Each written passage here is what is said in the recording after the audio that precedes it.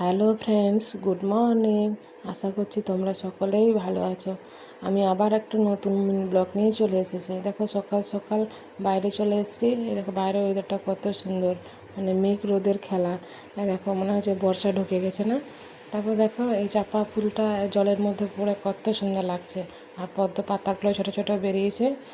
তো দেখো চাপা গাছেও মানে ফুল আছে, আবার নিচেও পড়ে আছে। তো এইসব দেখে তো আমার সকালে মনটা ভরে গেল। তারপর আমি এসে বারান্দায় ঝাড় দিয়ে দেবো। তো আমার ঝাড় দেওয়াটা এখান থেকেই শুরু হয়। তো এখানে ঝাড় দেবো, তারপরে হচ্ছে বাইরের দিকে ঝাড় দেবো, জল দেবো।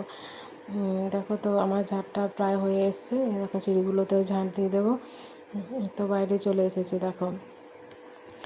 তো বাইরে এখন আমি জল আর ঝাড় দিয়ে দেবো। দেখো একদম জলটা দিয়ে ভালো করে ঝাড় দিয়ে দেবো। আমার ওই পাইপটা ছিল, তো পাইপটা না রোদে মানে কেমন যেন হয়ে যাচ্ছিলো, ওই জন্য পাইপটা তুলে দিয়েছি। এবার ওই বালতিতে করে আর কি জলটা এখন দিতে হচ্ছে।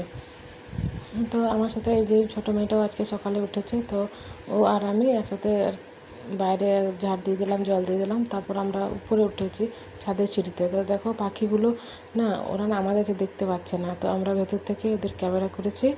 তো দেখো দুটো পাখি কত সুন্দর লাগে না। তারপর এটা হচ্ছে রাতে রাতে হচ্ছে দুপুরে চিকেন হয়েছিল, তো চিকেনটা গরম করছি। এটা দিয়ে না রুটি খেয়ে নেব। তো এটা গরম হয়ে যাক। তারপর তো দেখো ছোটো মেয়েটা আমার জন্য রুটি, ছোটো রুটি বেলেছিল, তো ওটাও সেঁকে নিয়েছি। আর এটা হচ্ছে আমাদের রুটি। তো এই দেখো